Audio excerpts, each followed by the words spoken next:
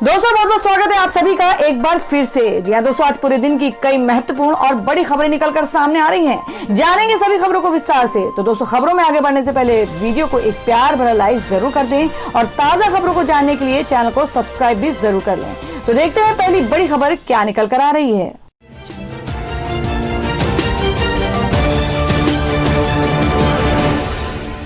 तो दोस्तों, आज की जो पहली बड़ी खबर निकल कर आ रही है, आपको बता दें कि पाकिस्तान ने जारी किया नया मैप, जम्मू कश्मीर और जूनागढ़ पर ठोका दावा। जहां आपको बता दें कि पाकिस्तान अपनी हरकतों से बाज नहीं आ रहा है। जम्मू कश्मीर आर्टिकल 370 हटाए जाने के बाद बरसी से एक दिन पहले पाकिस्तान ने अपने राजनीतिक नक्शे में परिवर्तन किया है। पाकिस्तान द्वारा इस नक्शे में लद्दाख, जम्मू कश्मीर के सियाचिन समेत गुजरात के जूनागढ़ तक दावा ठोका गया है और ये इतिहास में पहली बार है कि पाकिस्तान ने अपने राजनीतिक नक्शे में बदलाव किया है। पाकिस्तान के प्रधानमंत्री इमरान खान ने मंगलवार को एक बैठक के दौरान देश का नया नक्शा लागू किया। इसमें लद्दाख, जम्मू कश्मीर के सियाचिन समेत गुजरात के जूनागढ़ तक का दावा किया है और नया नक्शा जारी करते वक्त इमरान खान ने कहा है कि यह पाकिस्तान के इतिहास का ऐतिहासिक दिन है। तो दोस्तों, जिस तरीके से पाकिस्तान की सरकार फिर से एक नया मुद्दा लेकर सामने आई है, तो इसमें हमारी सरकार को किस तरह का एक्शन लेना चाहिए, आप अपना सुझाव कमेंट बॉक्स में जरूर दें। बढ़ते अगली खबर की ओर। और वहीं अगली खबर बता दें कि बारिश में डूबी मुंबई, अगले 48 घंटे में भारी बारिश का अलर्ट जारी।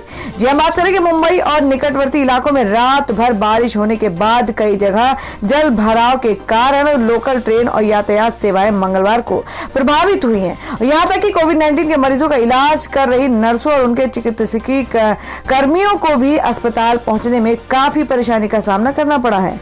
भारत मौसम विज्ञान विभाग IMD के अनुसार शहर के कई इलाकों में सोमवार रात से 200 मिमी से अधिक बारिश हो चुकी है और अगले 48 घंटों में भी ऐसी ही बारिश रहने की संभावना है।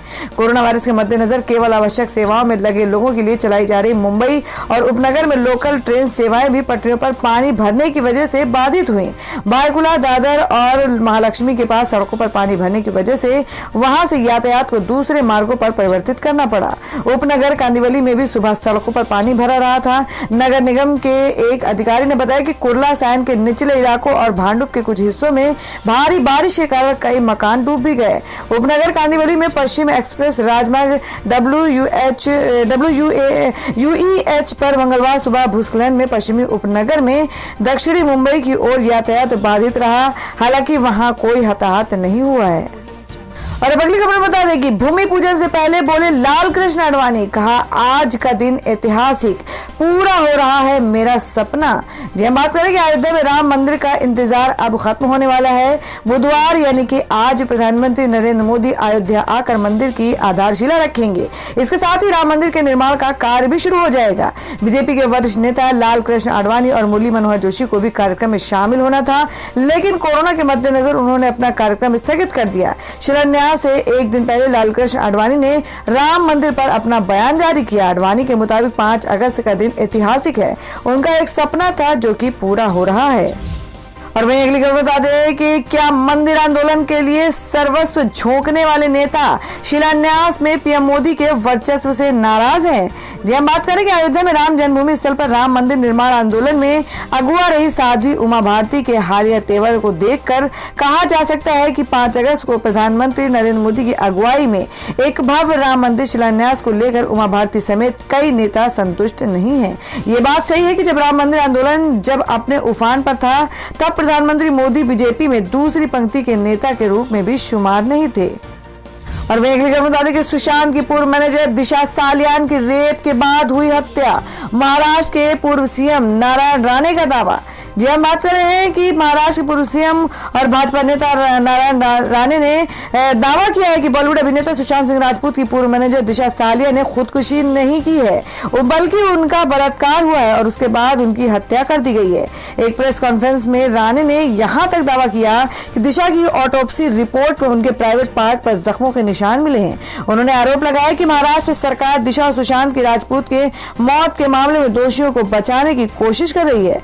उन्होंने आरोप आरोप लगाया कि कुछ तरह का भ्रष्टाचार है जिसमें प्रदेश सरकार शामिल है। उन्होंने यहां तक आरोप लगाया कि दिशा सालियान के परिवार पर किसी तरह का दबाव है जिसके चलते वे लोग उसकी मौत की जांच की मांग नहीं कर रहे हैं। गौरतलब है कि मुंबई पुलिस दिशा और सुशांत दोनों की मौत को खुदकुशी बता रही है और दोनों में अब तक किसी तरह का संबंध होने का संदेह भी नहीं जताया जा रहा है। और अब अगली खबर बता दें कि मुश्किल में टेलीकॉम सेक्टर, 1500 कर्मचारियों की छटनी की तैयारी में वोडाफोन और आइडिया। जी आपको बता दें कि कोरोना संकट और लॉकडाउन के बाद टेलीकॉम सेक्टर मुश्किल में है। टेलीकॉम इंडस्ट्रीज को भारी नुकसान हुआ है। पहले से ही घाटे में चल रही इस इंडस्ट्री को कोरोना काल में बड़ा झटका लगा है, जिसके बाद अब वोडाफोन आइडिया कर्मचारियों की छटनी की तैयारी कर रही है। वोडाफोन आइडिया अपने कर्मचारियों की छटनी की तैयारी कर चुकी है। माना जा रहा है कि कंपनी 1500 कर्मचारियों की छटनी कर सकती है। ईटी की रिपोर्ट के मुताबिक वोडाफोन आइडिया 1500 कर्मचारियों को नौकरी से बाहर निकालने की तैयारी कर रही है। और वहीं अगली खबर निकल कर आ रही है कि सुशांत सिंह मामले पर पहली बार बोले आदित्य ठाकरे, कहा मेरे और मेरे परिवार पर कीचड़ उछाला जा रहा है। जी हम बात करेंगे बॉलीवुड एक्टर सुशांत सिंह राजपूत के निधन को 2 महीने पूरे होने वाले हैं, लेकिन अभी तक पुलिस की जांच में आत्महत्या की कोई ठोस वजह सामने नहीं आई है। इस बीच के सिंह के पटना में एफआईआर के बाद से इस मामले में अब बिहार और महाराष्ट्र में विवाद शुरू हो गया है। इस मामले में अब पहली बार महाराष्ट्र सरकार में मंत्री आदित्यनाथ ठाकरे का बयान सामने आया है। उन्होंने सुशांत सिंह केस के राजनीतिकरण को दुर्भाग्यपूर्ण बताया है। आपको बता दें आदित्य ठाकरे ने कहा कि सुशांत सिंह केस में सड़क छाप राजनीति हो रही है। गौरतलब है कि 14 जून को सुशांत सिंह राजपूत मुंबई स्थित अपने आवास पर मृत पाए गए थे।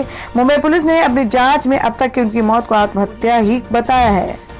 तो दोस्तों खबर में आगे बढ़ने से पहले जान लेते हैं आज के माइंड को उसके सवाल को। आज का सवाल है, आपको बताना है कि देश के वर्तमान रेल मंत्री का क्या नाम है। इसका जवाब आपको वीडियो के नीचे कमेंट बॉक्स में देना है और सही जवाब देने वालों को रैंडमली लेके आ जाएगा और वो जीत सकते हैं बम्पर पुरस्कार। बढ़ते अगली खबर की ओर। और वही अगली खबर निकल कर कि इस महीने के आखिर तक नहीं खुलेंगे स्कूल कॉलेज, सभी शैक्षणिक कामकाज भी बंद किए गए। जी आपको बता दें कि कोरोना महामारी की कोई वैक्सीन तैयार नहीं होने के चलते इसका संक्रमण लगातार तेजी से फैल रहा है और ऐसे में सरकार ने आदेश दिए हैं कि स्कूल कॉलेज इस महीने के आखिर तक भी नहीं खुलेंगे। सभी शैक्षणिक कामकाज भी इस दौरान बंद रहेंगे। हालांकि अब स्कूल कॉलेजों के संदर्भ में राज्य सरकार ने पिछली बार की तरह इस बार कोई दिशा निर्देश नहीं जारी किया है। और वहीं अगली खबर बता दें कि मात्र 100 रुपए आएगा आपका बिजली का बिल। जाने क्या है इंदिरा गृह ज्योति योजना और इसके फायदे। जी हम बात करेंगे, अगर आप अपने बिजली बिल से परेशान हैं तो ये खबर आपके लिए बेहद खास है। इस स्कीम के जरिए अब आप अपने घर की बिजली बिल को कम कर सकते हैं और इस योजना के तहत आप अपने बिजली बिल को मात्र 100 रुपए तक कर सकते हैं। हैरान मत होइए, आपको इस सरकारी योजना के बारे में सब कुछ विस्तार से बताते हैं। मैं आपको बता दें कि मध्य प्रदेश सरकार ने मजदूरों को 200 रुपए प्रति महीने के हिसाब से बिजली देने के लिए सरल योजना भी शुरू की है। अब इस योजना को खत्म कर सरकार ने इंदिरा गृह ज्योति योजना की शुरुआत की। हम बात कर रहे हैं कि मध्य प्रदेश की इंदिरा गृह ज्योति योजना के बारे में। और वह अगली खबर निकल कर आ रही कि 11 चांदी की ईंट अयोध्या भेजेगी एमपी कांग्रेस। कमलनाथ ने हनुमान चालीसा पाठ का आयोजन भी किया। जी आपको बता दें कि उत्तर प्रदेश के अयोध्या में 5 अगस्त को बुधवार के दिन यानी आज प्रधानमंत्री नरेंद्र मोदी राम मंदिर निर्माण के लिए भूमि पूजन पहुंचेंगे और इसे लेकर मध्य प्रदेश के पूर्व मुख्यमंत्री और कांग्रेस नेता कमलनाथ ने कहा है कि मध्य प्रदेश के लोगों की ओर से 11 चांदी की ईंट अयोध्या भेजी जा रही है। ये ईंट कांग्रेस सदस्यों की ओर से दिए गए दान की खरीदी है। ये एक ऐतिहासिक दिन 5 अगस्त का है जिसका पूरा देश इंतजार कर रहा था। राज्य के लोगों के कल्याण के लिए हनुमान चालीसा का पाठ भी किया गया है। और वहीं अगली खबर में आपको बता दें कि सुशांत सिंह केस की जांच करने पहुंची पटना पुलिस। अंडरग्राउंड ढूंढ रहे हैं बीएमसी के लोग। जी आपको बता दें कि सुशांत सिंह राजपूत सुसाइड केस के चलते अब 2 राज्यों की पुलिस आपस में ही भिड़ गई है। सुशांत के पिता के सिंह की एफआईआर के बाद बिहार पुलिस की टीम महाराष्ट्र पहुंची थी, लेकिन कोरोना संकट के चलते एसपी सिटी विनय तिवारी के क्वारंटाइन कर दिया गया। अब विनय तिवारी को क्वारंटाइन करने के बाद बीएमसी के लोग शहर में मौजूद एसआईटी को ढूंढ रहे हैं। इसी के सोमवार को एसआईटी कुछ देर तक काम करने के बाद मुंबई में ही अंडरग्राउंड हो गई है। और मैं अगली खबर बता दें कि मुंबई को मिली बड़ी राहत, 5 अगस्त से रोज खुलेंगी सभी दुकानें। जी हम बात करें कि कोरोना वायरस के संक्रमण से देश की आर्थिक राजधानी मुंबई सबसे ज्यादा प्रभावित हुई है। बीते 4 महीनों से यहां सभी दुकानें बंद हैं, लेकिन अब वहां के रहने वाले लोगों को राहत की खबर मिली है। संक्रमण के हालात से सुधार आते ही देख बीएमसी ने 5 अगस्त से सप्ताह के 7 दिन दुकानें खोलने की अनुमति दे दी है। हालांकि पटरी पर सामान बेचने वाले दुकानदारों को अनुमति देने से सरकार ने फिलहाल इनकार कर दिया है। और अब अगली खबर निकल कर आ रही कि WHO ने कहा कि जरूरी नहीं वैक्सीन से सही ही हो जाए कोरोना वायरस, लंबी लड़ाई के लिए रहे तैयार। जी हम बात करें कि पूरी दुनिया में कोरोना वायरस का तांडव जारी है और इसी बीच विश्व स्वास्थ्य संगठन ने लोगों को चेतावनी देते हुए कहा है कि भले ही कोरोना वायरस से बचने के लिए वैक्सीन बनाने की होड़ तेज हो रही है, लेकिन कोरोना वायरस से निपटने में अभी तक कोई रामबाण समाधान सामने नहीं आया है और न ही ऐसी अभी तक कोई उम्मीद की जा सकती है। विश्व स्वास्थ्य संगठन के प्रमुख डॉक्टर टेड्रोस एडोनोम गैब्रिएसस ने कहा है कि भारत जैसे देशों में ट्रांसमिशन रेट बहुत ज्यादा है और अभी उन्हें काफी लंबी लड़ाई के लिए तैयार रहना चाहिए। और अब अगली खबर बता दें कि थिएटर के मशहूर हस्ती इब्राहिम अलकाजी का निधन, राष्ट्रपति कोविंद और पीएम मोदी ने जताया दुख। जी आपको बता दें कि रंगमंच की दिग्गज हस्ती इब्राहिम अलकाजी का आज निधन हो गया। 94 साल के अलकाजी को दोपहर दिल का दौरा पड़ा था। वे राष्ट्रीय नाट्य विद्यालय NSD में लंबे समय तक निदेशक के पद पर रहे थे। उन्होंने गिरीश कर्नाड के तुगलक, धर्मवीर भारती के अंधायुग जैसे लोकप्रिय नाटकों को प्रस्तुत किया। इब्राहिम अलकाजी के निधन पर राष्ट्रपति रामनाथ कोविंद और प्रधानमंत्री नरेंद्र मोदी ने शोक प्रकट किया। तो दोस्तों खबरों में आगे बढ़ने से पहले एक बार फिर से आपको याद दिला दें कि अगर आपने अभी तक हमारी वीडियो को लाइक नहीं किया तो जल्दी से वीडियो को लाइक कर दें, क्योंकि आपका एक लाइक हमारे लिए बहुत ही महत्वपूर्ण होता है। और अगर आप हमारे चैनल पर नए हैं तो चैनल को जरूर सब्सक्राइब कर लें और बेल के बटन को भी जरूर हिट कर दें। और हमारी पूरी न्यूज को जानने के लिए वीडियो को लास्ट तक जरूर देखिए। बढ़ते अगली खबर की ओर। और दोस्तों अगली खबर बता दें कि सुप्रीम कोर्ट ने कहा कि बुजुर्गों को समय पर पेंशन दी जाए, वृद्धाश्रमों में लोगों को PPE मास्क प्रदान किया जाए। जी आपको बता दें कि सुप्रीम कोर्ट ने मंगलवार को कहा कि बुजुर्ग लोगों को समय पर पेंशन दी जानी चाहिए और कोरोना महामारी के दौरान देश भर में वृद्धाश्रमों में रहने वाले लोगों को PPE, सैनिटाइजर और मास्क प्रदान किया जाए। शीर्ष अदालत ने कहा कि बुजुर्ग लोग परेशानियों का सामना कर रहे हैं और प्रशासन को इस बात के लिए कदम उठाने चाहिए कि जहां उन्हें आवश्यकता हो सहायता पहुंचाई जाए। और अब अगली खबर में जान लेते हैं कि देश भर में कोरोना संक्रमण के ताजा हालात। देश में कोरोना मामले 18,55,000 के पार, 38,941 लोगों की जान गई है। महाराष्ट्र में 8,000 से अधिक नए मामले। जी हम बात करें देश में कोरोना वायरस का संक्रमण लगातार बढ़ता जा रहा है और इस वायरस से संक्रमितों की संख्या में दिन प्रतिदिन बढ़ोतरी होती जा रही है। देश भर में इस वायरस से संक्रमित लोगों की संख्या 18,55,000 के पार पहुंच गई है।